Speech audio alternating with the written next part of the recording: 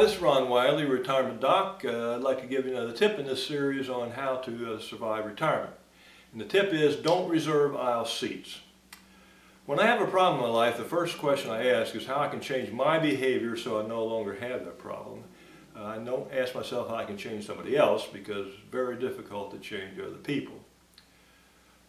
When my daughter was 16, I was teaching her how to drive, and we got in the car, and the car lurched, and I said, "Debbie, take it easy." And Debbie said it wasn't me, it was the pedal. It was on our flight from Cincinnati to Atlanta a number of years ago, and I was sitting at the window seat, and the guy was sitting at the aisle seat. And for some reason, I got it 4 times during that trip, and I knew it was really irritating the guy. And the 4th time I got up, he said to me, "Since you get up so often, why don't you reserve aisle seats from now on?" Interesting, he thought the way he'd get sleep on a flight in the future was to get me to change my behavior and to reserve aisle seats. Well, let's say I decide to take his advice and I do reserve aisle seats. Well, the probability of that guy and myself being on the same airplane on the same day in the same row is like 0.